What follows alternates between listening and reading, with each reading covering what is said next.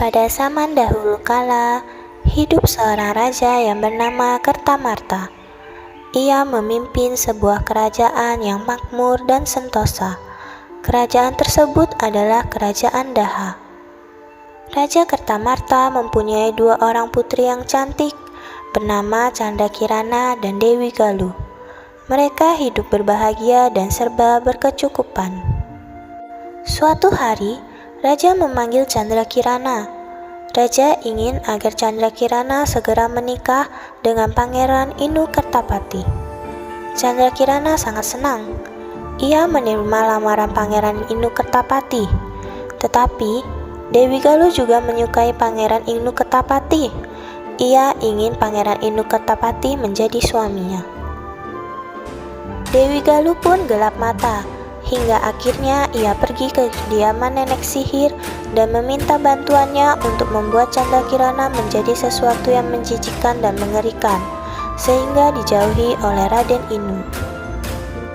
Nenek sihir pun menuruti permintaan Dewi Galuh. Tidak lama kemudian, Candrakirana berubah menjadi keong mas, lalu dibuang ke sungai. Di lain hari, seorang nenek yang baik hati mencari ikan dengan jala di sungai. Tanpa disadarinya, keong mas tercangkut di jala nenek tersebut dan terbawa pulang. Keesokan harinya, sang nenek kembali ke sungai. Tapi malam nasibnya karena tidak ada satupun ikan yang tertangkap di jalannya. Sang nenek lalu pulang dengan perasaan sedih. Dan betapa kagetnya ia ketika melihat banyak macam makanan sudah tersedia di meja makan. Nenek tersebut bertanya-tanya, siapakah gerangan yang memaksakan semua makanan itu untuknya? Kejadian tersebut terjadi setiap hari, sehingga nenek menjadi penasaran.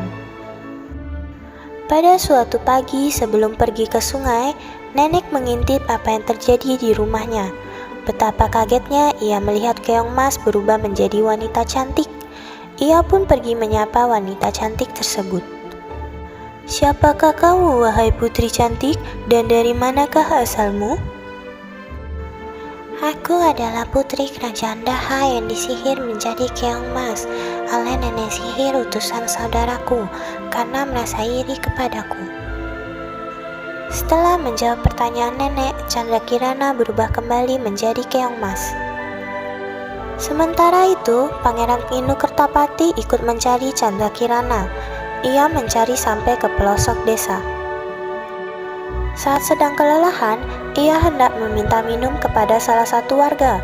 Ia mendatangi salah satu rumah warga, dan di sana Pangeran Inu Kertapati mendapati Candrakirana. Seketika kutukan nenek sihir pun sirna.